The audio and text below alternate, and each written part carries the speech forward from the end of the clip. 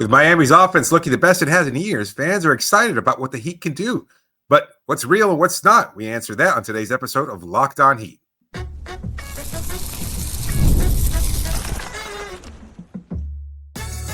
You are Locked On Heat, your daily Miami Heat podcast, part of the Locked On Podcast Network, your team every day.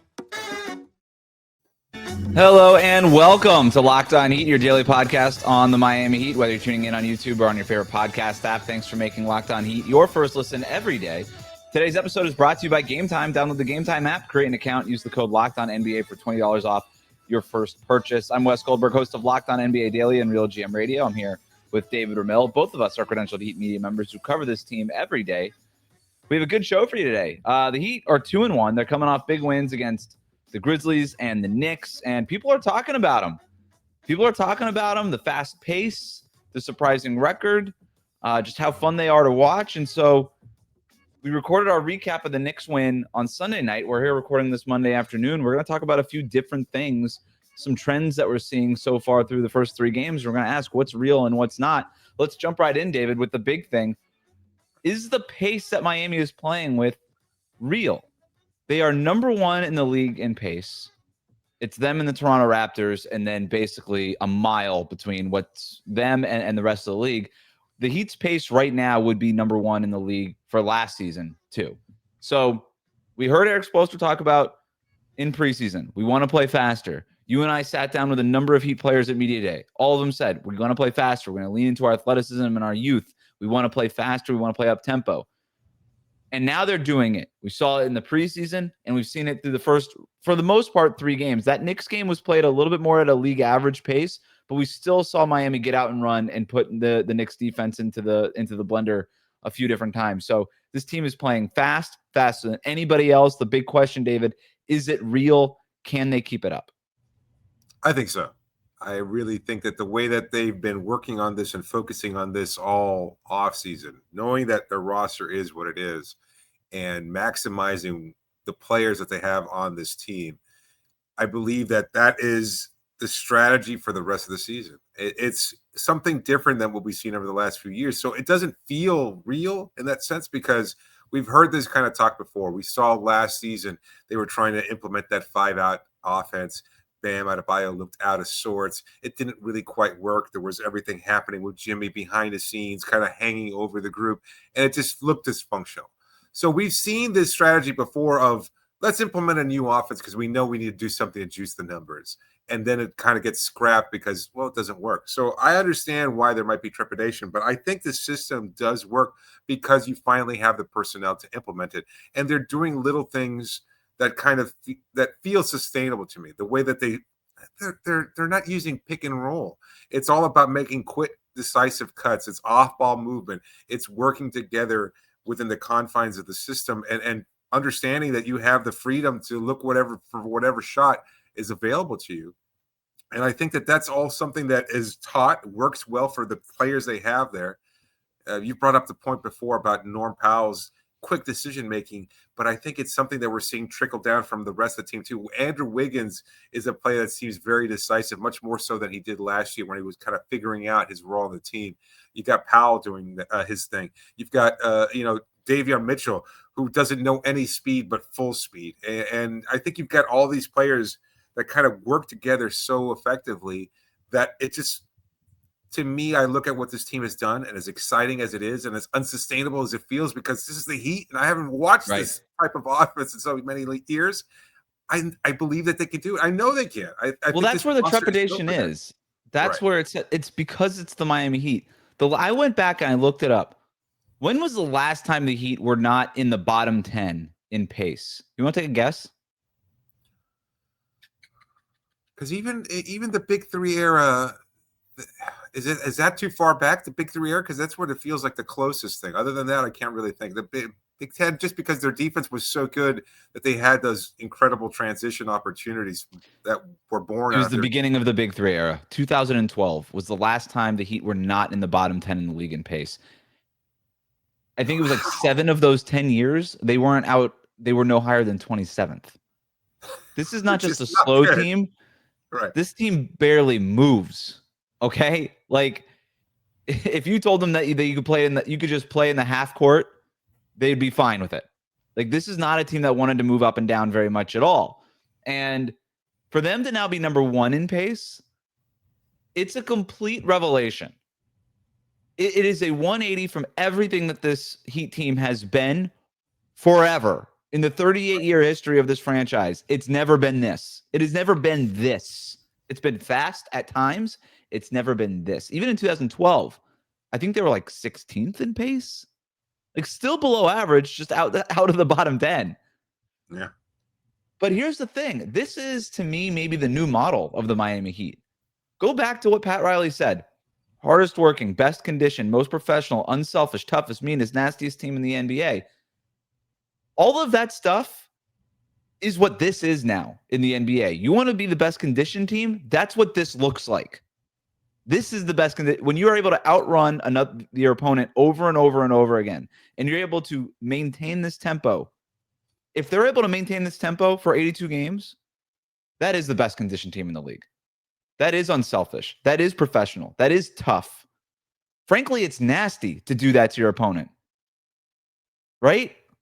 Like, this is what that looks like. This is what best conditioned, hardest working looks like now in today's NBA. It's to have a pace like this. We're not in the 90s anymore, right? Where, best conditioned, nastiest is just throwing elbows and being stronger than your other teammate. This is what this looks like now. And I like it quite a bit if this is what the Heat are going to be. A couple more stats here that I think were really interesting that I looked up after last night's game. You mentioned the ball screen thing. No team is running fewer ball screens in the league than the Miami Heat, and that's putting it mildly. The Heat basically just aren't doing it. Like, the pick and roll is the bread and butter of the NBA. And the Heat are acting like they're on the keto diet. Like, no bread for us. No thanks. Right. Not for us. We're allergic. We have a gluten allergy. Can't have it. Like, they're not running it. And when they do it, it's reluctantly. Like, you and I are watching these games. Every time you've seen a pick and roll, it's not the first action. It's, hey, we're kind of in the middle of the shot clock. We didn't really find anything in the first 2 seconds. All right, bam. All right, Kel'el, I'll come up. We'll run a pick and roll to just get us some sort of advantage here, just to get something moving here. It's reluctant pick and rolls. You compare that to what the Knicks are doing all the time, pick and roll with Jalen Brunson and Karl-Anthony Towns, pick and roll with John Morant and Jock Landale now and Jaren Jackson Jr. in Memphis. Like, those teams are running pick and roll all the time. And you take those teams juxtaposed to what the Miami Heat are doing, and it's jarring how different it is. They're not running any of those ball screens. Not only are they not running ball screens, they're not really passing either. Only 3 teams average fewer passes made per game than the Heat right now. They're not throwing that many passes. It's sort of just like one pass, you got a shot, take it. And right now it's going in a lot. But you're also seeing them create advantages early in the shot clock, so you don't need to make all of those extra passes. No team, the NBA stats site actually has a tracking area for speed and distance, and it tracks how fast you're running. No team runs faster while on offense than the Heat. They're running an average of 5.2 miles per hour while on offense. Wow. The second fastest team is running 5 miles an hour. That is a huge gap. Like, they are running, and they are running fast. And that also suits the personnel, because you can run hard and not necessarily run fast. This team is running hard and running fast because they have athletes on the team. Is it sustainable? I mean, I know that the question is it real? And I think we both answered that question. Yes. I guess even as we're talking about it, the sustainability of it seems a little daunting, because it just is so full speed and so much faster than every other team.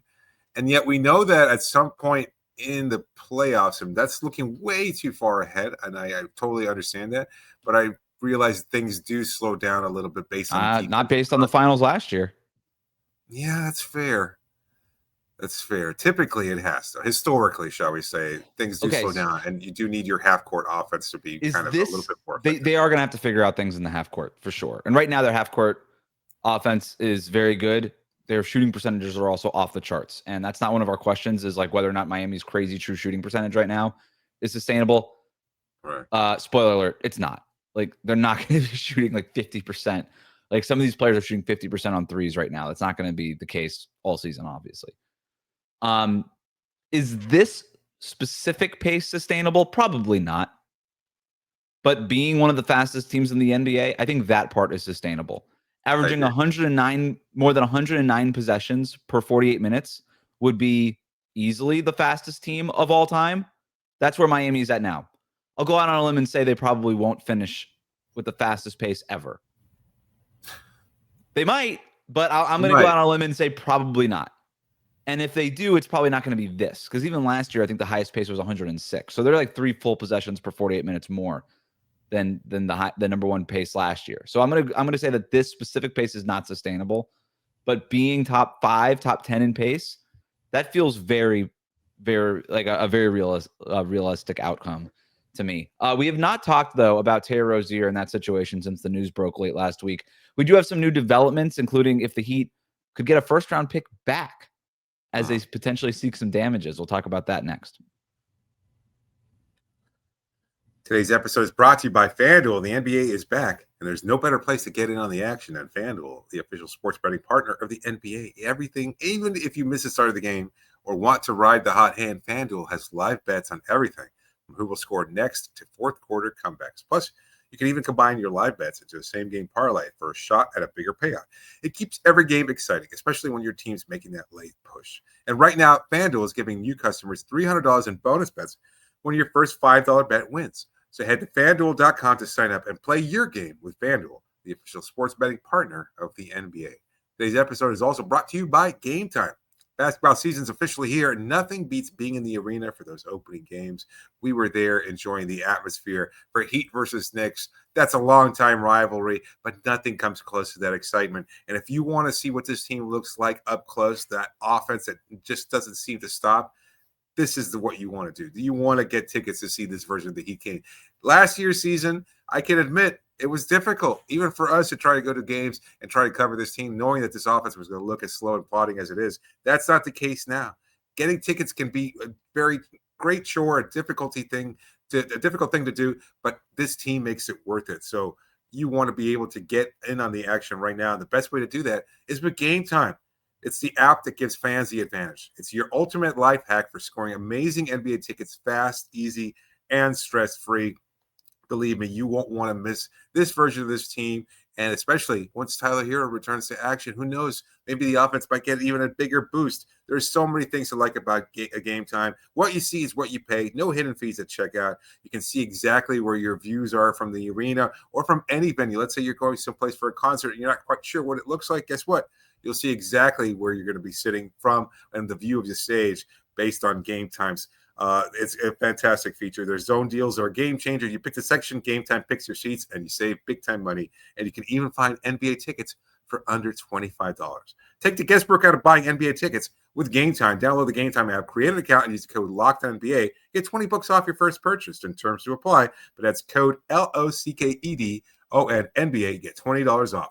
Swipe, tap, ticket, go. We'll be right back. Thanks again for making Locked On Heat your first listen every day. Join the Cookie Gang. Become an everydayer. Hit that subscribe button on YouTube. Follow us on your favorite podcast app. What's real? Is the idea of getting a draft pick back for Terry Rozier real? So, David, we haven't talked about Terry Rozier on the show since the news broke, and we recorded an episode on the breaking news part of this. But since then, the NBA has placed Terry Rozier on leave, which freezes his contract on the Heat's books for the time being. They can't waive him. They can't trade him. The contract is still there. And the Heat are upset about how this has played out. They are upset that they didn't know about this investigation that was ongoing at a federal level at the time that they made the trade. The Hornets and the NBA did apparently know, although nobody's saying so publicly, but Adam Silver went on Amazon Prime during one of the premier games last week and said that the league was aware of the investigation and cooperated with the FBI. And so for the NBA to also say, yeah, we weren't totally Adam Silver kind of just said that they were aware of this on national TV. So right. I understand why the Heat are upset about it. I'm upset about it. And it's unclear now if the Heat will seek their first round pick back for essentially damages in all of this, or they have floated out the idea to media people that, if they can't get their specific pick back from Charlotte in 2027, would the NBA award them some sort of compensatory pick in 2027, which would at least give them a pick in that draft and then control, more importantly, of all of their future first-round picks, which would obviously be great in case that they wanted to make a trade for a star player this summer, potentially. So there's a lot going on right now. Yeah. But what to me is clear and what's very real is that the Heat are pissed off about it. Not just because Terry Rozier has been disappointing as a Heat player since the trade, but also right now that he's just frozen on their books and they can't trade him, and they're sort of left in limbo and they don't really know what his future is going to be. Yeah, I don't think the on-court performance isn't exactly what matters, although I think we can assume that maybe the ongoing investigation may have impacted Rozier's his whole, I don't know, his attitude, his approach to the game. I think that's a very fair assumption to make, right? You're being investigated by the FBI. How would that not affect you in some way? Hey, we saw The Sopranos, even Tony Soprano had to go see a psychologist when he knew the gig was up. So it happens. Like it puts pressure on anybody. That was real life. That was a real comparison, right? So in any case, I think the point is we see this all the time with medical records. It's like, oh, you don't disclose an injury. You have to get a thorough checkup.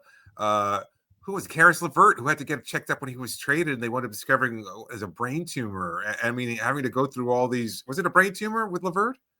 I don't remember what you're talking about.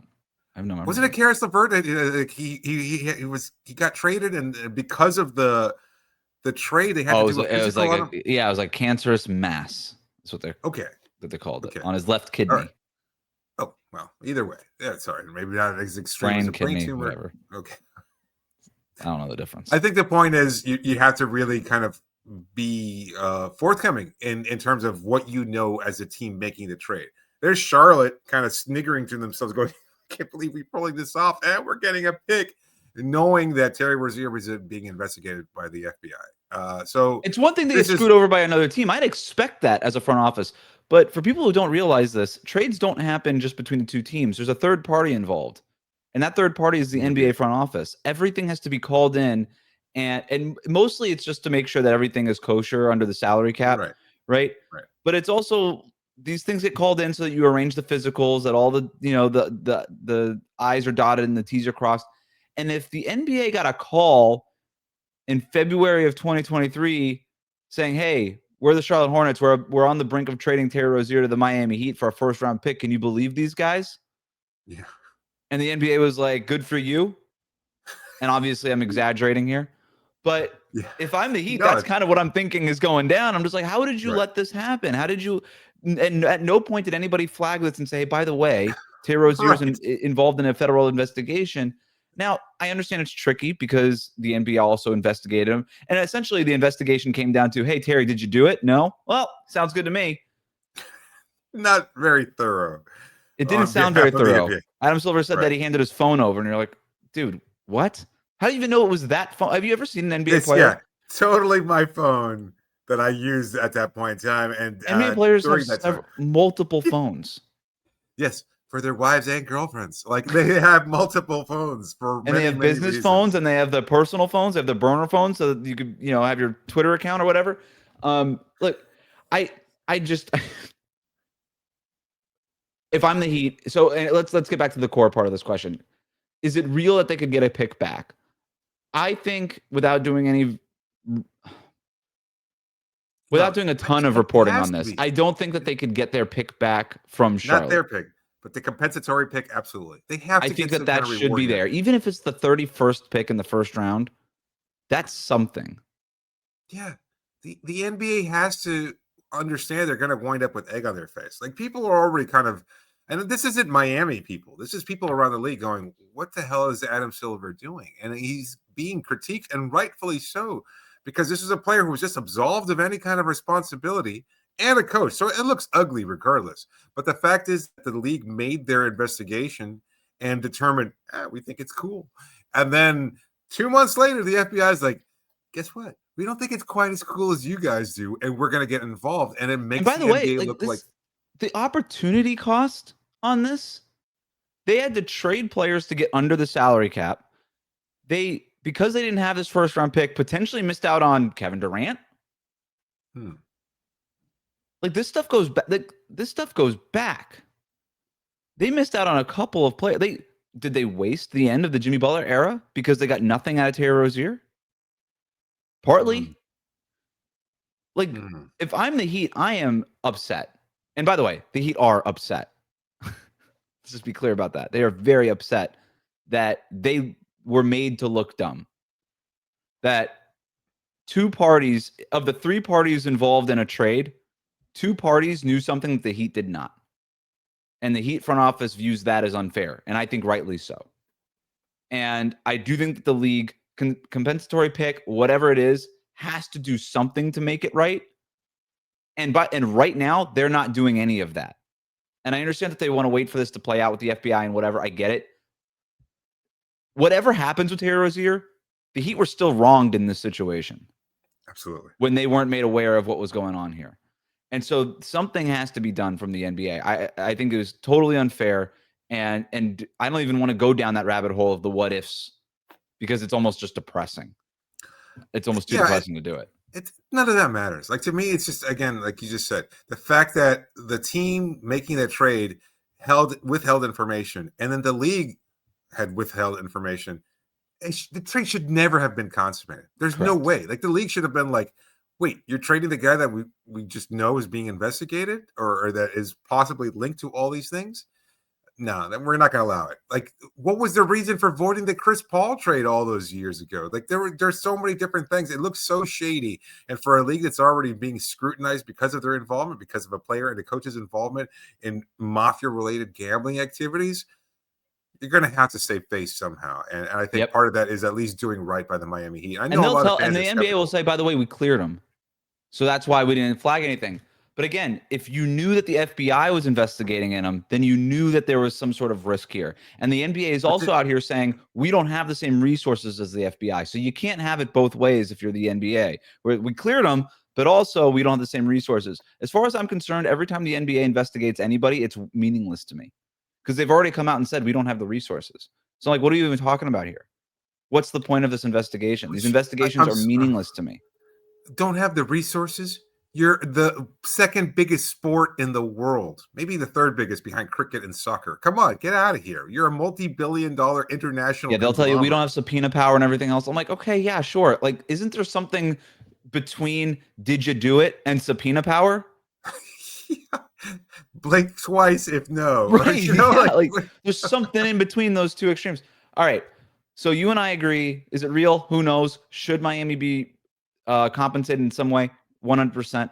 Absolutely. Are the Heat a playoff team? That's a very good question. Norm Powell is what we're seeing from him real? Is the Jaime Jaquez Jr. bounce back season real? We'll answer those questions after the break. Today's episode is brought to you by Rippling. If you're a business owner, here's the truth. SaaS promises to make work easier. But now the average company is buried by hundreds of apps that slow down your team and simply don't work together. That's not SaaS.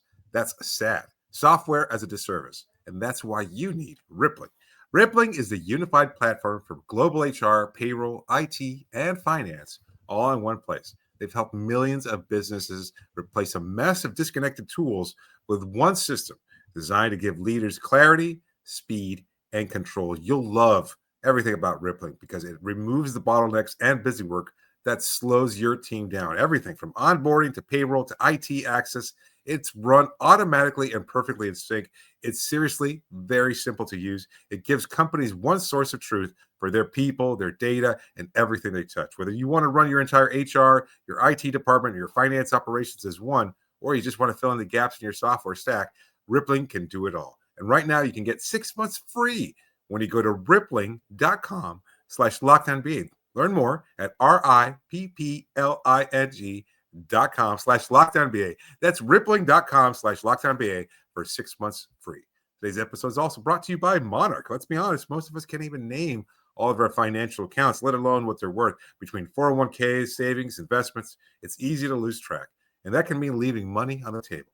And that's why I started using Monarch. It's an all-in-one personal finance tool that brings your entire financial life together in one clean, easy-to-use interface on your laptop or phone. It's helped me stay organized about my spending habits, something that I was a little dubious about. I wasn't sure. What's it going to do for me? Well, guess what? Monarch makes sure that they understand exactly what you're spending your money on, and it lays it out in a way that's simple to understand. It's very clear. And if you're looking to save money for a big purchase or maybe a major milestone down the road, then this is the tracking tool for you because it helps you get on board and make sure that your money is going exactly where you want it to. Don't let financial opportunities slip through the cracks. Use the code LOCKEDONNBA at monarch.com for 50% off your first year. That's monarch.com, code LOCKEDONNBA. You get half off your first year. We'll be right back.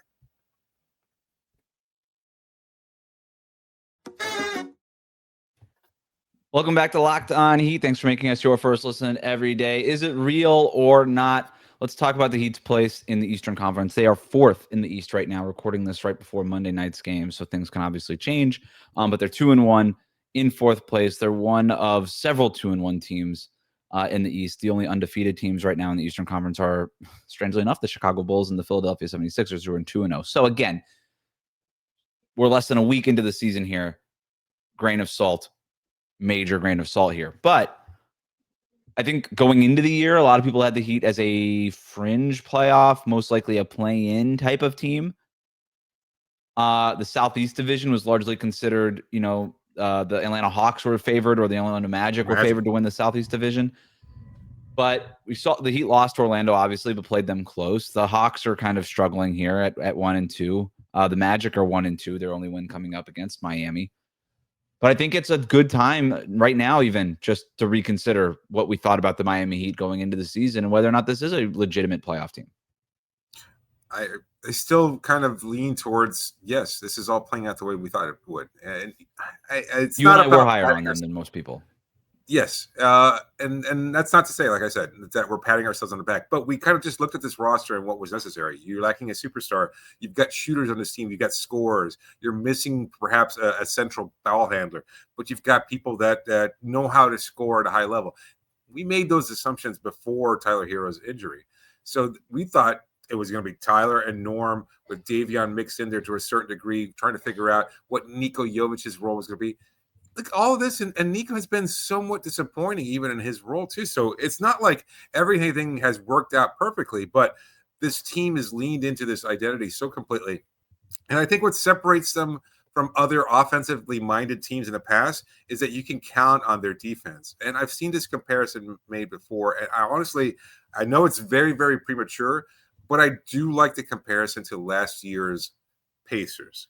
In the sense that they play defense at a high level and they can score in bunches. They know exactly how to push that pace and make things look a lot easier for a team that might lack a superstar, even though I think Tyrese Halliburton fits that description. A lot of people might not have him in that same categorization. So the point is, I think it's sustainable. Other teams are going to get better. Miami's going to have their ups and downs. They're going to have their challenges. But what we've seen so far does, and I think you agree with me, it feels sustainable. And that's why I do think that they're going to be a playoff team. Are they going to be a top team in the East? You still have to, in my opinion, think that teams like Cleveland and eventually New York are going to figure out what they've got. And they've got good players on their team. Not to say that Miami doesn't, but historically, the league has kind of skewed towards teams that have those superstars and have those players that can take over games and winning and kind of moments of the game.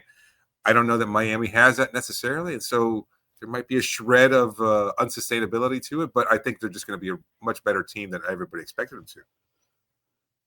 Yeah, I mean, even going into the year, let's just assume for a second, right, that everything just sort of plays out. The Knicks, the Cavs, the Magic, the cream rises to the top, and they ended up just kind of coming out with good records. And then you've got, the Milwaukee Bucks with Giannis and the Hawks. Maybe everything kind of works out for them, whatever. There is still this big group of teams right in the middle between Miami, Chicago, Toronto, Philly, Indiana, Boston. Maybe you put Atlanta in that mix. Like I'm sure I'm missing some teams here, but there's just a bunch of teams in that murky middle part of the East. Right. And there really weren't a lot of teams where you were like, yep, for sure, top 4 seed in the East, top 6 seed in the East even. one of these teams had to kind of break out. One of these teams had to just sort of rise above the rest of that sort of muddy middle group in the Eastern Conference. And I proposed the question going into the year, why not the Heat? I don't necessarily know that I would have bet on them, but like they're part of that little murky middle. Why not? Like if one of these teams mathematically has to jump out from that group, why not Miami? And so I think right now, if we were to place bets on which one of these teams kind of breaks out of that middle group, I think you would say Miami based on what we've seen in just 3 games. But you and I agree about the sustainability, about the new system and the pace and the up tempo and all this stuff. We think that for the most part, it is real. I think that if you just look at the talent on this roster, they do not have that superstar player. Their ceiling is not as high as some of these other teams in the East. Nobody is saying it is. But I think their floor might be higher than what we gave it credit for, because there is talent on the roster. There's Bam. Tyler Hero is going to come back. Norm Powell was a fringe all-star in the Western Conference last year. Andrew Wiggins has won a championship. He's a high-level rotation player. We were asking about one of these young guys and if they could pop. It sounds like all of them are just, maybe none of them pop into this next kind of high-end, almost all-star. I don't know how much of them pop to that level, but if they're all just kind of marginally better, then Miami's depth is a lot better than what it was in years past. And exactly, you've got Eric Spoelstra, who is refreshed and re-engaged with this new roster. I just think that there's a lot right now helping lift Miami's floor higher than I think than we gave them credit for. And so I do think this is a team that should be considered a playoff team. And I think we should kind of reevaluate what our expectations are, even just off of these first few games. Let's quickly go through these next 2 that we had prepared. Is Norm Powell really a 24-point per game scorer? Because that's what he's averaging right now. 24 points per game on 48% shooting, 50% from 3. And here's the part that really jumps out, David. He's averaging 7 made free throws per game. Incredible. Through 3 games. Yeah, his last 4 seasons average was 3.9 attempts. He's making 7 per game right now. Is this real? Yes. And I still will add the caveat that I think his numbers are going to take a dip just because at some point Tyler's coming back. Like you just don't, the offense has to go one or the other. It doesn't feel likely that you can have everybody involved and then have to trade baskets between Tyler and Norman. I don't think that's a knock on either player. It's certainly not meant to be a knock on Tyler. This was his team. He was the primary scorer of this group. But Norman has been electric. He's been fantastic. He's just seemed to find a way to fit in perfectly. And so I think he's always been capable of this. He just really hasn't got an opportunity. And maybe it's just possible that he's kind of at a much greater comfort level than any team gave him the opportunity to be at. You know, with Toronto, that wasn't his team. They had DeMar DeRozan. They had Kyle Lowry. They had other guys on that roster that were looked to be primary scorers. And there were deficiencies in Powell's game that kept him off the floor at times. And then that's why he was traded. He was seen as something that we didn't need on our roster back in Toronto. And he was very good in Portland, got even better in Los Angeles, and now he's here in Miami, and he's continuing to evolve to a point where I think he just feels much more comfortable in his role here. But you look at the way he's attacking, and he does seem free and unfettered in a way that I don't think he was in any other previous stop. And he's being allowed to, and this is something I asked him about, that he talked about in other questions, he is just free to be who he is as a scorer. And he's just being unlocked in a way that I don't think he ever has before. So I do think it's sustainable, even if his numbers eventually take a dip. I think the spirit of it is sustainable. I think his fit in this offense is really clear cut, and it's a good one. I don't think he's going to be shooting 50% from 3 for the full season. That's fair. Yeah. I don't think he'll average 24 points per game. I think it'll settle probably closer around 19 or 20 points per game. That's fine. 22, that's what they're going to need from him. Let's go 22. 22 seems high to me. 22 seems high to me. I would love it. It seems high to me because, you know, you're right. Hero's going to come back and there's going to be a couple fewer shots that he's not going to get. Now, when Hero comes back, I don't really think that it comes at the expense of Norm Powell. I think you want your best shooters to keep shooting. You want your best scorers to keep scoring. I think it comes at the expense of other guys potentially. But, you know, I do think that it'll take a dip just because the percentages aren't going to be this crazy. Now, the free throw shooting, that's the part that I'm really interested in. And I frankly, I don't know. I think it's real-ish. Is he going to average 7 made free throws per game? That seems like a lot. But based on how many possessions this team is getting and the pace and how they're playing, like maybe something close to it. I think that part, again, it's real-ish. Last one, Jaime Jaquez Jr.'s bounce back season. He's averaging 15.7 points per game while shooting. Get this, David, 71% from the field. Is this real? The shooting percentage, 7-8, not so real. But we talked to Jaime on Media Day. Like, that was the attitude he had during the whole offseason. He's healthy. Why wouldn't this be the version that we see from him moving forward? This is what we saw from him as a rookie 2 seasons ago, and he had a disappointing year last season. Now that he's back, he's healthy, and he knows what to do. This, again, offense is tailored towards a player like him who moves in transition, who's always looking to make that quick trigger and initiate something for himself. He goes north-south very quickly. He's just meant to attack the basket, and he's doing so in a way that allows him to flourish. Absolutely, it's real. Checking on his 6th Man of the Year odds right now.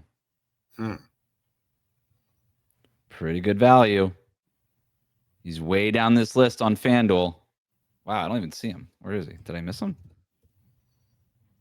I don't even see him. I think you would have made the case that maybe Nico would have been 6th man, or Kel'el. Nico, there's odds for Kel'el and there's odds for Nico. I didn't see that. I might have skipped by him as I'm trying to kind of multitask here, but no, he's not going to shoot 71%, obviously. I do think that his fit and his productivity is real. And in terms of is the bounce back real? Yeah. He's going to have a better year than he did last year. I think he's going to improve. People say this all the time. You hear it in the NBA all the time. It's a cliche, but it's true. Development is not linear. Jaime took a step back last year. He was very physically, he wasn't what he needed to be. Mentally, he wasn't what he needed to be. He's talked about having a mental coach, right? Very publicly. He's talked about doing that. He's talked about getting his body right, getting into better condition. Like, he just wasn't really healthy last year. All of that stuff is there. He looks better. He's moving better. He's in the best shape of his career. And to your point, David, this offense suits him. So, yeah, I think the Jaime Jaquez Jr. bounce back is definitely real. And he's become a really important part of the Heat rotation to the point where he is the first guy off the bench. And it makes a lot of sense. And he does tend to juice things when he gets in there. He provides that energy the way like he did in his rookie year, right? It felt like the game took a different energy when he entered the game.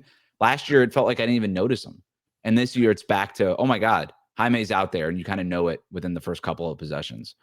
That'll do it for us today. Let us know in the YouTube comments what you think, what's real, what's not real. We'd love to hear you guys' takes on the Terry Rozier thing and whether or not Miami should get something back, whether it's a compensatory pick or something like that. But for now, thanks for making Locked On Heat your first listen every day. We'll see you back here tomorrow with a recap of Heat versus Hornets.